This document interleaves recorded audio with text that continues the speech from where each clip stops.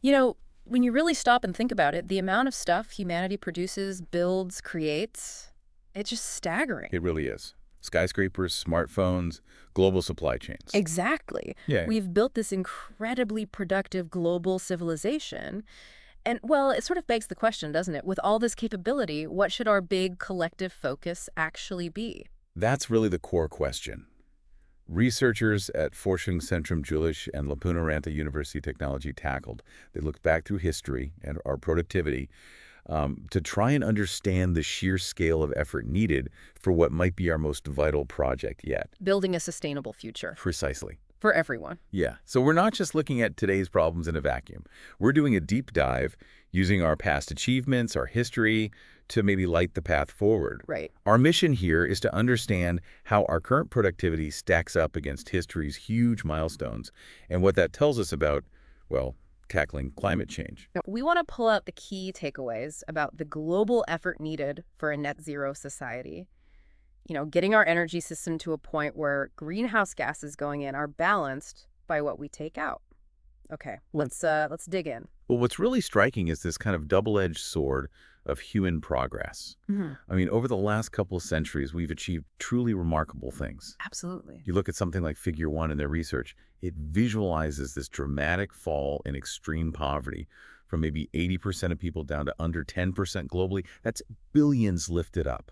It's incredible progress, really, a huge improvement in living standards, but like you said, double-edged sword.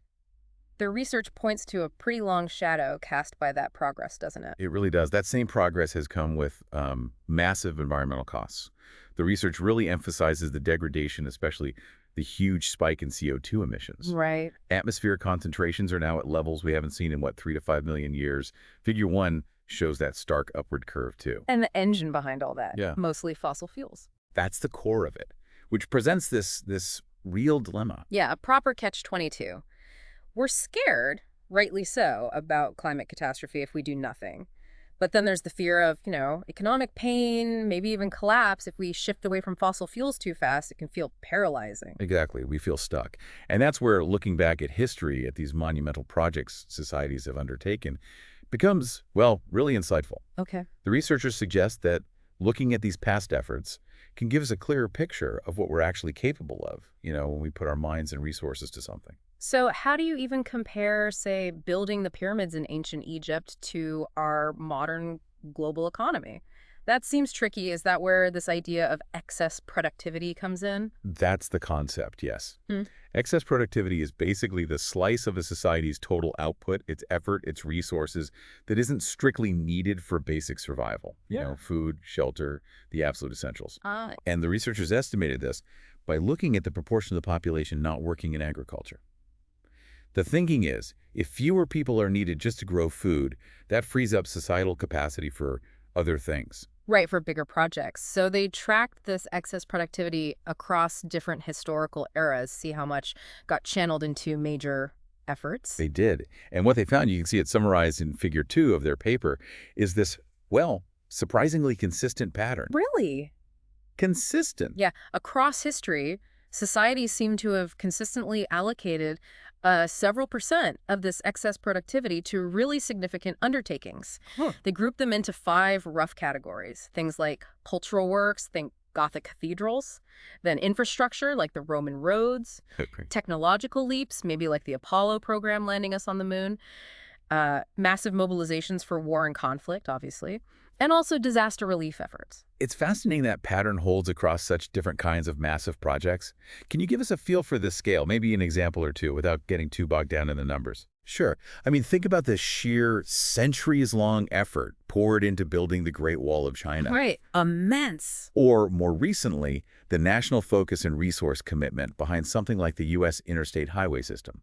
Huge infrastructure. Okay. Even the global response to the COVID-19 pandemic in 2020, with massive government spending worldwide, shows this capacity to mobilize when faced with a crisis. Yeah, that's a good recent example. And, as the research points out, historically, wars have often triggered the most extensive mobilization.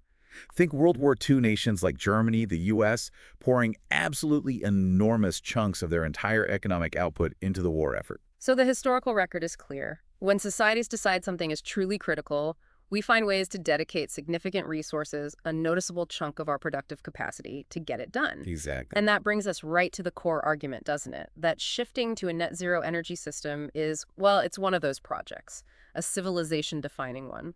That's precisely the framing. And this is where the economic estimates come into play. You've got various groups, McKinsey, Bloomberg NF, the IEA, UNCTAD, they've all crunched the numbers. Right. What do they say? Well, the specific figures vary a bit depending on their models and what exactly they include, but there's a pretty strong consensus emerging. The additional annual investment needed globally.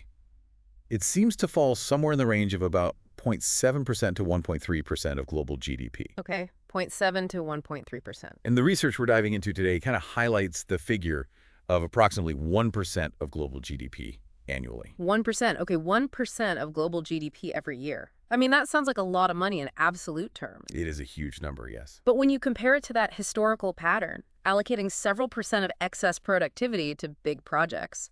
It puts it into a different light, doesn't it? The research even points to something like the building of the U.S. Transcontinental Railway back in the 1860s. Relative to the size of the U.S. economy then, the effort required was actually pretty comparable to that 1% figure today. Wow. So, historically speaking, we have mobilized resources on this kind of scale before for projects we decided were vital for our future. But there's a big but here, isn't there? The research highlights a key difference this time around. This isn't just one country building a railway or a highway system. Exactly. That's the unique, unprecedented part. This energy transition demands sustained commitment and, crucially, coordination from almost every single nation on Earth. That global scale is the real challenge. It is. We've seen steps, the UN Framework Convention on Climate Change, the Paris Agreement, the recent UAE consensus. These are frameworks. And the $85 billion mobilized at COP28 is, well, it's a start. But it's nowhere near what's needed. Not even close. The research underscores that gap. We're talking maybe $1 trillion needed annually, globally. And getting there faces huge hurdles. Geopolitical tensions, vast economic inequalities between countries, different levels of technological readiness. It's complex. It's a massive, complex global coordination problem, no doubt. But the research also suggests we should maybe reframe how we think about this 1%, not just as a cost, a burden we have to bear. But as a strategic investment, that's a really crucial shift in perspective. Right. If you only look at it as a cost, you miss the potentially enormous returns. Think about renewable energy tech, solar, wind. Yeah. In many places, they can actually pay for themselves within maybe a decade, sometimes less, and after that. They provide cheap, clean energy for decades more.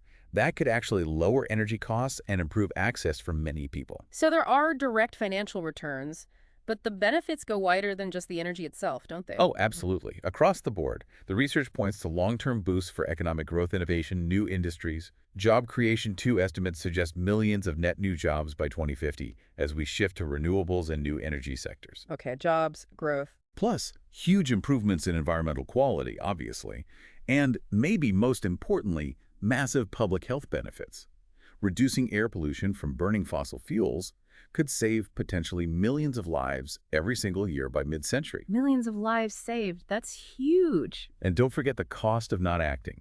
We often focus on the cost of transition, but studies by groups like Swiss Re or the Stern Review years ago estimate that unchecked climate change could slash global GDP by anywhere from 11% to maybe even 20%.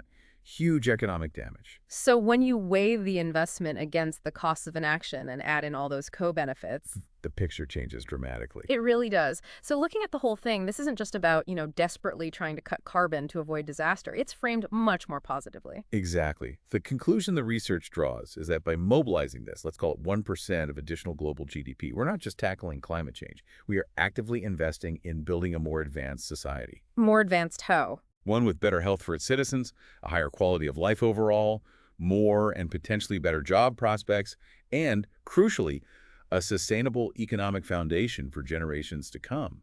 It really connects back to that fundamental human drive seen throughout history to build a better future. Right. So boiling it down, the main takeaway seems to be history shows we can mobilize significant chunks of our productivity for huge, society-shaping goals. We have that capacity. And the estimated 1% extra global GDP needed for the net zero transition. It's actually within that historical range of effort we've shown before. It is comparable, yes. Yeah. The critical difference, the massive hurdle, is the global cooperation needed this time. It's unprecedented. But the payoff isn't just avoiding the worst of climate change. No, the reward is potentially much bigger. Yeah. The chance to actually build a more advanced, more sustainable, maybe even healthier and more equitable global civilization. That's a really powerful framing. So for you listening right now, maybe pause and consider that. How could your own productivity, your choices, your Right. work, maybe contribute, even in a small way, to this enormous civilization-defining project? And what aspects of that more advanced, sustainable society we just talked about, better health, new jobs, cleaner environment, what parts of that future resonate most with you? Because it seems this isn't just about solving a problem. It's about seizing an opportunity to actively shape a much better future for everyone.